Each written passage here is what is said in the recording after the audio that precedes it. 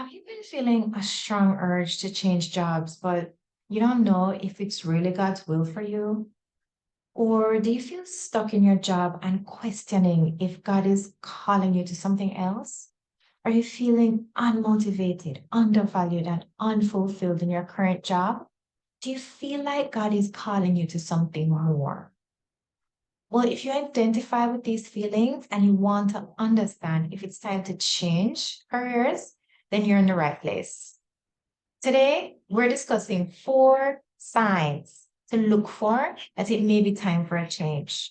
So, if you're ready to discover how to know if God is calling you to make a change in your job, let's get started.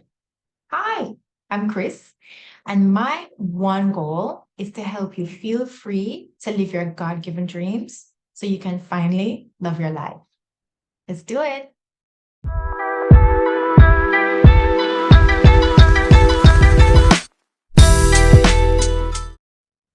I sat back in my chair with a heavy sigh, stretching my arms, rolling my head and my shoulders. This was my new habit, trying to relieve what felt like permanent kinks and knots in my neck. I told myself that it was because of all the time I spent at my desk, pounding out work like I always did. But the truth is, that was a lie. Those kinks and knots were because of the constant tension that was haunting my every waking moment. It felt like. On top of the tension pressing down on me, there was an unhappy restlessness that kind of joined the party. And nothing that I did to get rid of it worked. I didn't like it one bit.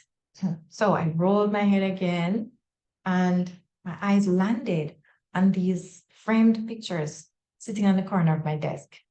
I'd put them there recently so that I could have a constant visual reminder of why I had to hang on to this job at all costs. By then, every day and really every minute at work was a struggle, and I needed all the help I could get to stay focused. So I sighed out my misery again, and I leaned my head back against my chair and just kind of contemplated my dilemma. See, I hated my job and I was desperate to just chuck it in. And I felt God pushing me to leave, but I couldn't see a way out. I was well and truly trapped. Okay, first things first. If you're in this boat, which I'm sure you are because you're here with me, please know that you are not alone. Even if your friends and your family poo poo your restlessness and your unhappiness, you are not alone. Even if they dismiss your discontent and tell you to find a new hobby to distract yourself and just hang on to your good job, you're not alone. First, because you are a confessed, baptized believer of Jesus Christ, the Holy Spirit is with you.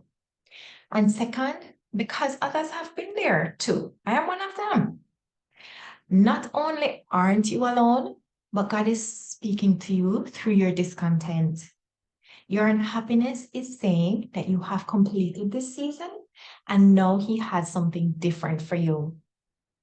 But if you're like I was, sitting at work with tension squeezing the life out of your neck, deep down, you already know it's time to leave this job.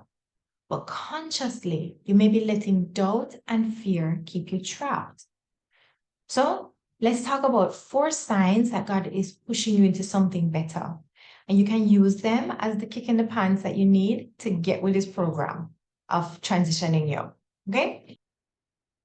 1, you've lost your passion and joy for the job. You are the woman who has always poured herself, heart and soul into her work. First one in, last one out. Taking work home, at it nonstop, barely a break on the weekends. As long as work is not finished, you're on it. And you don't only do it for the rewards, for the praise and the excellent performance reviews. Those are great and you love them. But mostly you've done it because you just straight up love your work and the sense of accomplishment that it usually gives you. No, not so much. You've lost your passion and your joy for all of it. And every task is like slogging through a boggy swamp with anchors chained to your legs. Number two, you feel like the weakest link on your team. You're normally the original team player. You're the one who everybody can rely on to make the right plays at the right time, doing everything in your power to bring the team to success. Whatever new task or new project is thrown at you, you get it done by any means necessary. Your past performance reviews tell the story. Anyone can see that you've been dependable and you've been valuable on your team. And it usually comes naturally without you having to force it. No, not so much. You feel disconnected from your work and from your team, where they still seem to be thriving on all the challenge and energy of their work. You're barely pulling your weight. Probably because you're so miserable at work that you procrastinate on your responsibilities. Then you feel like you're drowning trying to bring your projects in on time.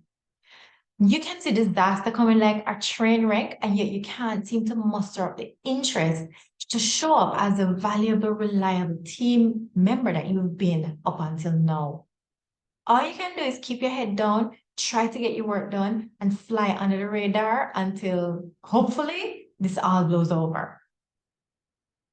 Number three, your motivation has gone missing. You are the woman who usually wakes up with her to-do list for the day front and center, running through your mind. And as each item rolls through, you mentally organize your tasks for efficiency. Within the first few minutes of coming fully awake, you're out of bed and you're charging into your day. You're motivated by the satisfaction that you know you're going to feel from a job well done. Plus, of course, the accolades you'll get. And of course, the money. No, not so much.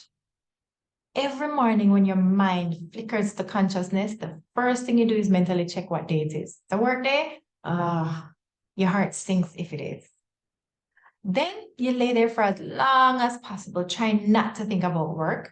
And then eventually you drag yourself from bed at the last possible minute. And as soon as the day ends, you shut down all thoughts of work and you escape into movies or books or social media.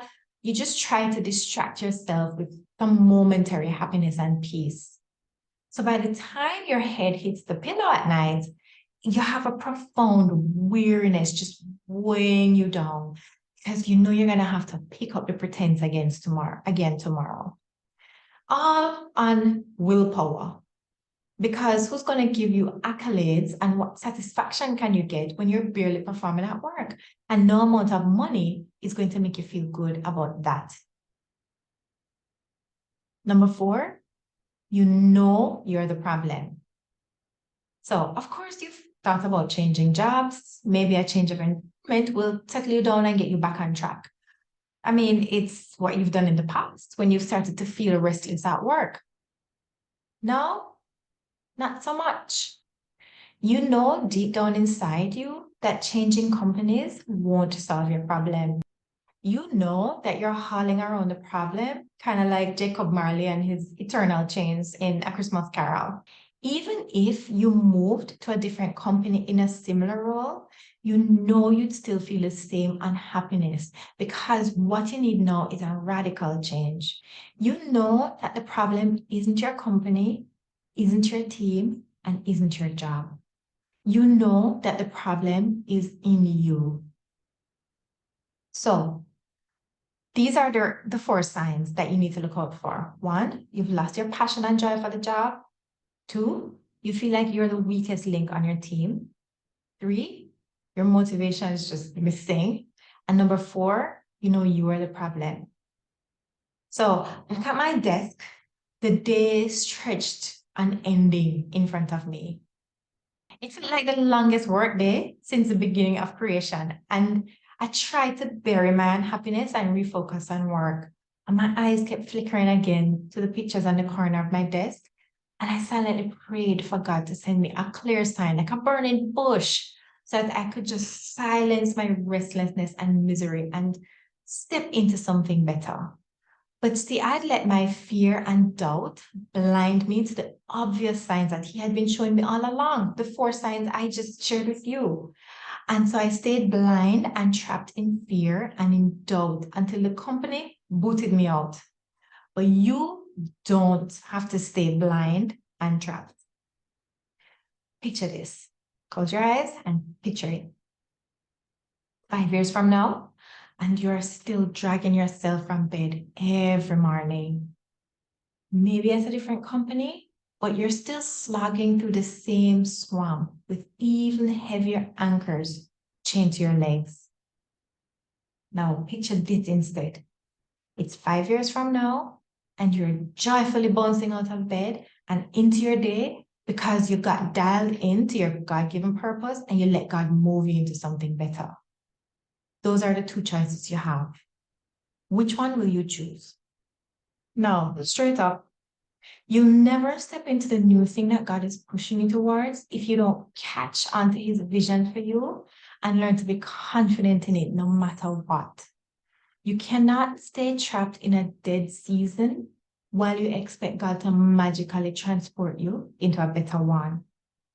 Instead, you need to go deep into your mind and into your heart and work with God to uncover your new desires so you can partner with him and change your life. That's why you're going to want to check out the 21-day Finding Your Dream Work Journal. It's your guide for uncovering your big, new, God-given vision for the work life that you desire so you can get to work creating it. Each day, it walks you through exercises that helps you gain insight and knowledge to make God pushing you into something better just a little easier.